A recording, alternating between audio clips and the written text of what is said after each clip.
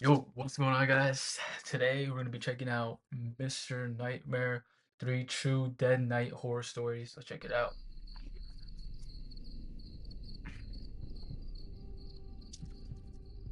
I've always enjoyed late night walks. There's something about the stillness that makes everything feel simpler. I'm a welder by trade, been doing it for over 40 years now. I live alone on a big farm, just me and my dog Bosley. The house is too large for one person, but I never Yo, had the weather, heart. yo, weathers do be getting paid hella. I knew it was fast for a reason. Should go normal back to new, please. Yep. To downsize after my But wife yeah, I was saying like welders do get paid hella. Like Maria passed that's a away. good trade to get into. My kids moved out years ago, and ever since cancer So took do me, it's electrical just been me and Bosley. One technicians. night, after a long day in the shop, I decided to go for a walk. My property is pretty big, so just a single loop is usually enough to satisfy my craving. The air was cool, and Bosley trotted along beside me. Sometimes I think he likes me more than I like him. I've walked that loop hundreds of times, but as I was heading back toward the house, something caught my eye. I glanced up at the second-story window, the one that looks out from the bedroom Maria and I used to share. For a split second, I thought I saw something move. I stopped Damn. dead in my tracks, staring up at that window. There was no reason anyone should be in there. I hadn't been in that room in years, couldn't bring myself to. I felt my blood start to boil at the thought of some stranger breaking into my house. I wasn't gonna stand for that. I rushed inside, my You see someone in your room, like in your one, and like you see someone in through the windows of your room. What are you doing? Me personally, I don't even know what I would do actually. I wouldn't want to go back in. I don't see, and then I wouldn't even call police because like if I did just see something, because sometimes our brains be playing tricks on us. Like if I just saw something but it wasn't really there, then I'll just look stupid. heart racing, and ran upstairs. The room was You empty, ran just like I'd upstairs. left it. No sign of That's probably anything what out I of would do too. place. I looked everywhere imaginable, but found nothing. Yes, I was pretty freaked out, but I was more angry than anything. I didn't take this kind of thing lightly. Some I figured I classy had ass just seen house. something Damn, that wasn't there. some like I 80s stood there house, for a while, feeling foolish, 1800 but house. I couldn't shake the feeling that something had been there. The next night, I woke up to Bosley growling.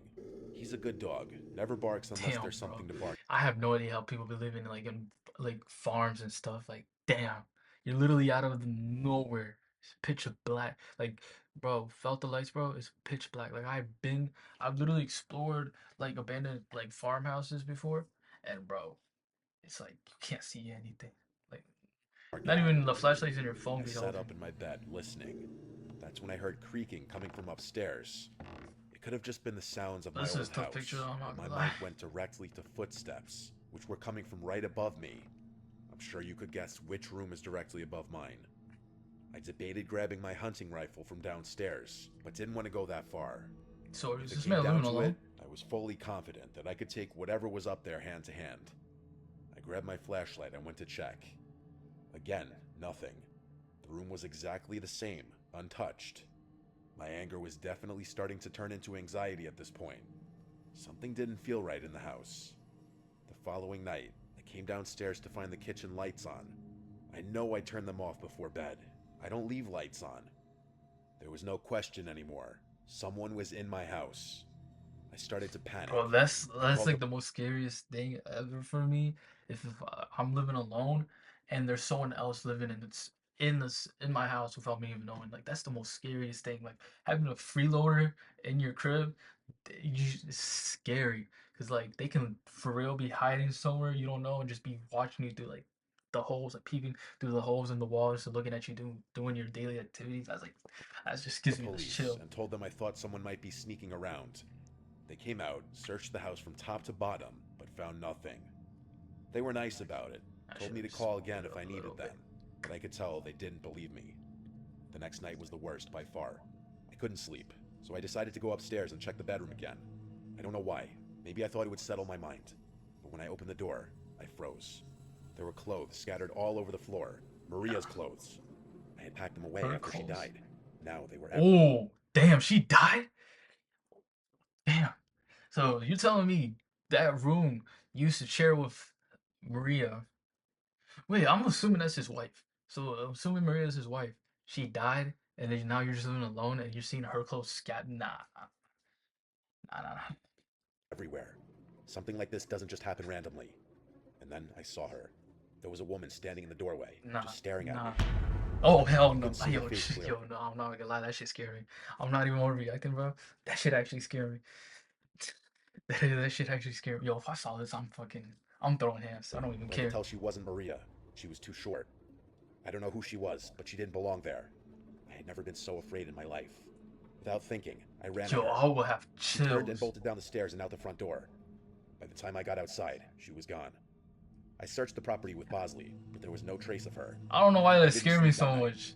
For months It's after not like that, it's I a couldn't video, it's a sleep. picture. I was constantly on edge, convinced I heard footsteps upstairs at night. Every little noise set me off. I slept with my rifle next to my bed, terrified that I'd have to use it one night. Every little noise set me off. I debated calling my brother to come stay with me, but I wasn't going to do that.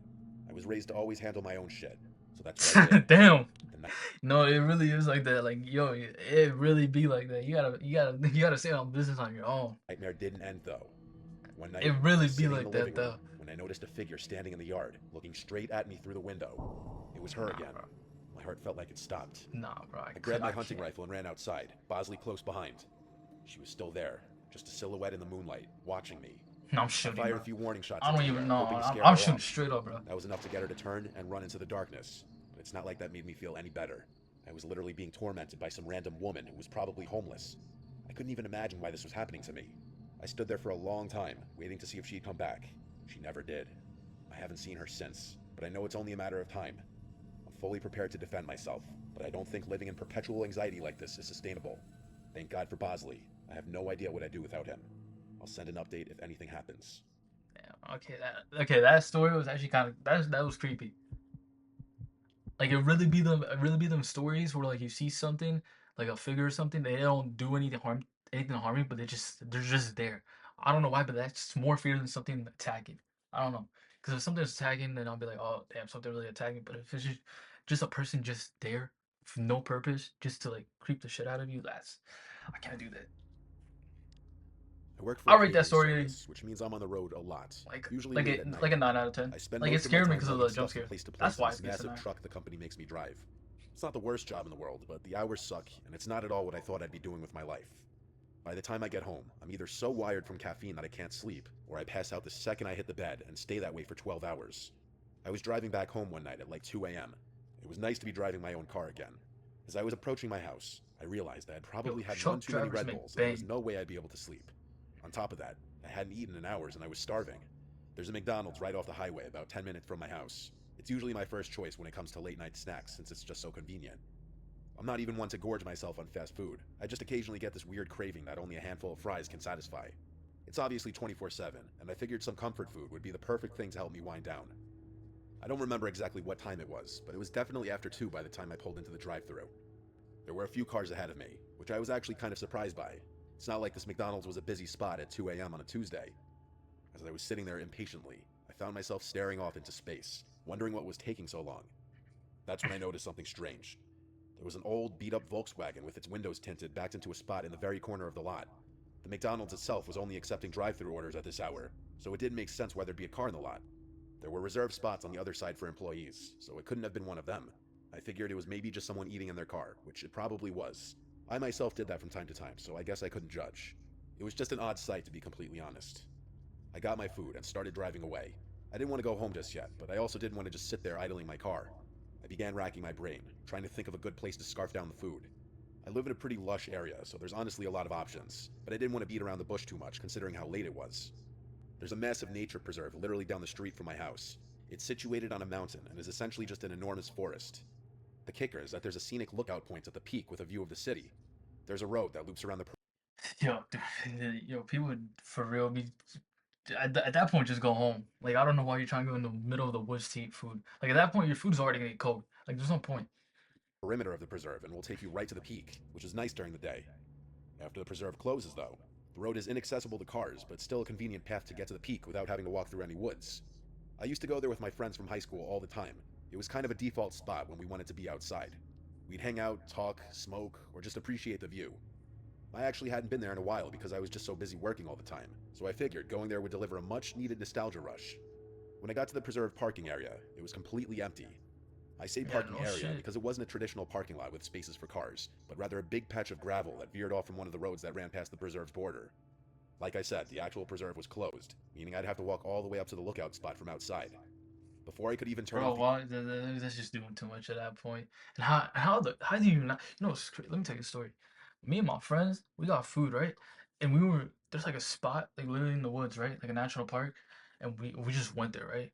Legit, you just drive through there. It's obviously closed, so you're not supposed to be there. As soon as we stop by there, we're about to grub out. The freaking cops pull up. Legit, the cops, like legit. I see a vehicle of light coming in, and my first thing, it's not like, oh, oh shoot, this is like a random person, something bad's gonna. No, my first thing is like, damn, this could be the cops, and it turned out to be the cops. I was like, damn.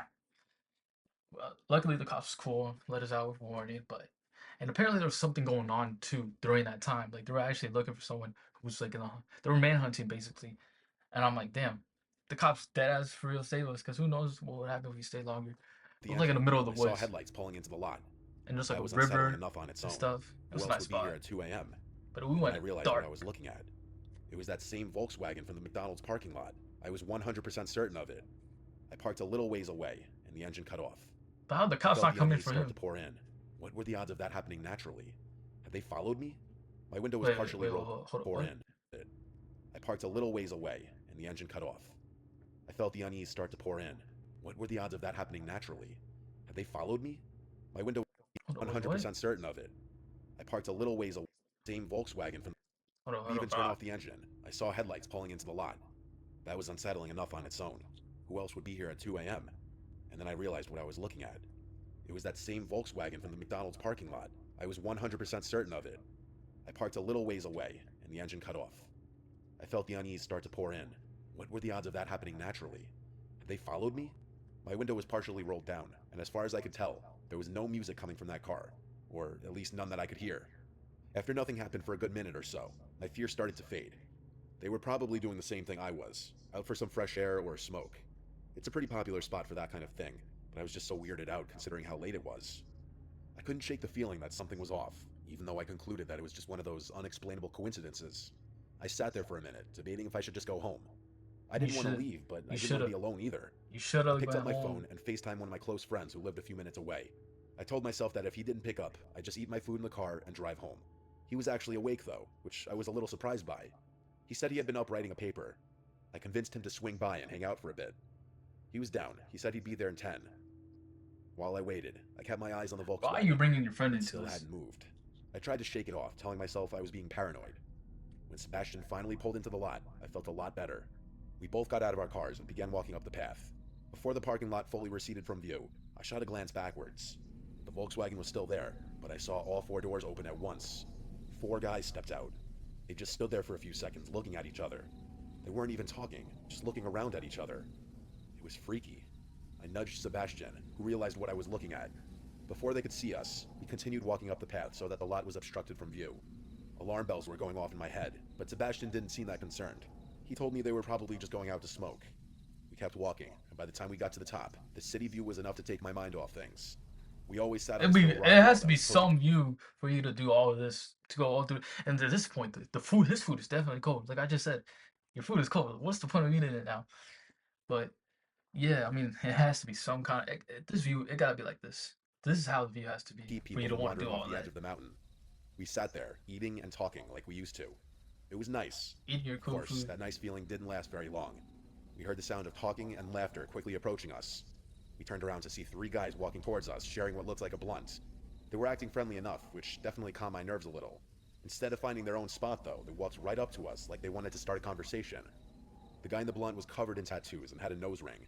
He honestly looked pretty intimidating. He flashed half a smile before asking us if we wanted to smoke. We both said no, and one of the other guys laughed and called us pussies, to which Sebastian scoffed Damn. at. My curiosity got the better of me, and I blurted out a question about what they were doing at McDonald's. The guy holding the blunt dropped his smile instantly and narrowed his eyes, like he was caught off guard by my question. His two friends did the same, staring at us with cold expressions. They didn't say anything for an uncomfortably long time. That's when I remembered that there had been four guys in that car, not three. One of them was missing. At that point, I was fully prepared to run. I knew Sebastian was thinking the same thing. Finally, the ringleader told us that he works nights and that he had just gotten off.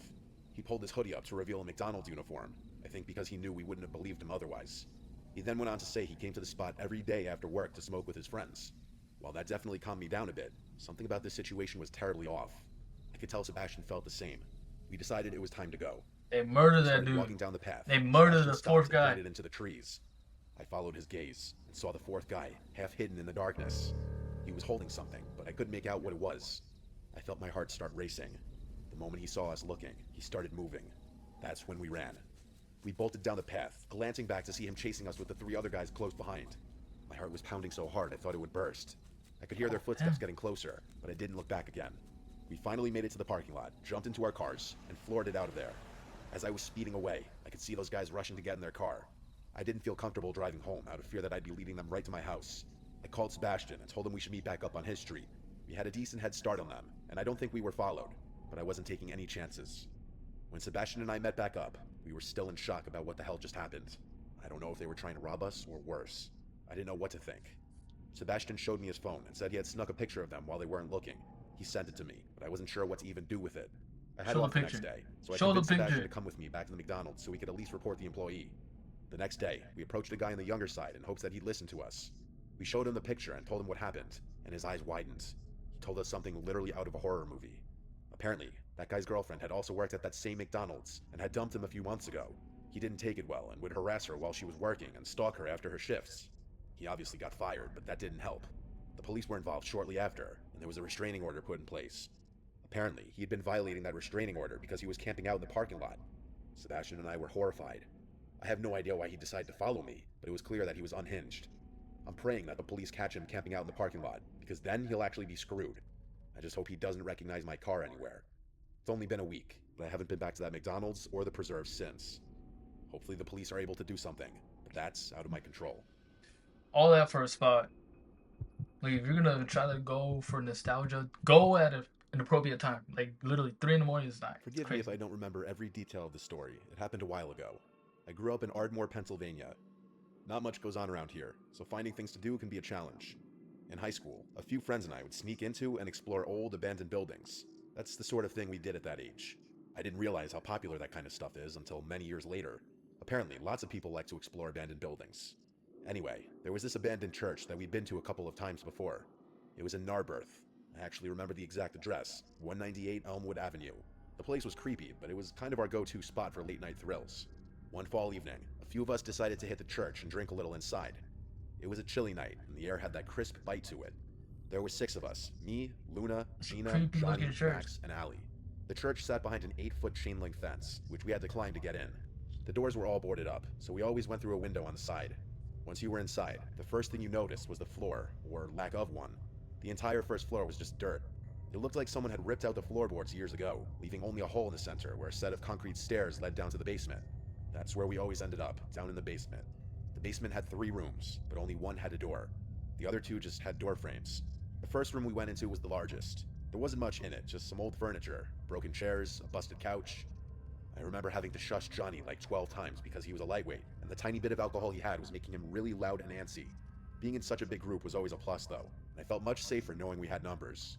We messed around for a while, drinking and laughing like we usually did. We might have had a speaker playing music, but I don't fully remember. Out of nowhere, a door slammed. I literally jumped, that's how loud it was. We froze, staring at each other with concerned expressions. At first, I thought one of us had closed the door by accident, but no one was near it. Almost immediately, Luna, Gina, and Johnny made a break for it, sprinting up the stairs, leaving me, Max, and Allie behind. What We were else, bro? Damn. L friends. Damn, they just dead as went up and left y'all. Gina and Johnny made a break for it, Gina and sprinting Johnny up the are stairs, leaving me, L's. Max, and Allie behind. We were the fearless ones, and none of us wanted to leave just yet. My heart was definitely pounding, I fully admit that, but I wasn't gonna let the wind freak me out. I could tell Max and Allie were thinking the same thing. I don't know if it was curiosity or stupidity, but we decided to investigate. After standing in silence for a few minutes, the 3 of us crept over to open the door that had slammed shut. Behind it was a small room, and the first thing I saw was a dresser. The mirror on top of it was cracked, and there were red stains smeared across the surface. At first, I thought it was old paint or something, but when I got closer, I realized something terrifying. It wasn't completely dry. The stains still had that sticky sheen to them, like whatever it was hadn't been there for long. I felt the hairs on my neck stand up, and I was having second thoughts about not leaving sooner. Someone, or dare I say something, had recently been in this room. Then I saw the picture. There was an old photo on top of the dresser. a black and white shot of a woman in a wedding dress. She was smiling, but there was something off about it. The whole thing gave me a bad feeling. I backed away, but just as I turned, we heard another noise. This time, it wasn't the door. It was coming from one of the other rooms. It was coming from the room we had just been in. That's when Max and Allie both decided they'd had enough. I wasn't going to argue with them. We grabbed our stuff and ran out of there as fast as we could. When we climbed back over the fence and hit the pavement, none of us said a word. After jumping the fence, I turned around, and I could swear I saw the silhouette of a person standing in the open window. I still pray that by some minuscule chance my mind was just playing tricks on me, but I'll never know the open window. I Wait, where? still pray that by some minuscule chance my mind was just playing tricks on me, but I'll never know for sure. My friends and I never went back there together for as long as we remained friends. I've actually been back to that church myself, although it wasn't a church anymore. By the time I got around to checking it out again, it was completely demolished. I still have no idea what we saw that night. I'm just glad my friends were there to witness it with me. Had I been alone, I might doubt this whole thing even happened. If anyone wants to do some digging, go ahead. I was never able to find out anything online, but I wouldn't be surprised if that church has a history I don't know about. Definitely does. Or maybe it doesn't. Oh damn, three true student. That's a dope video. Bro, Mr. Nightmare knows how to make a good video. Hope y'all enjoy. I'll see y'all on the next one.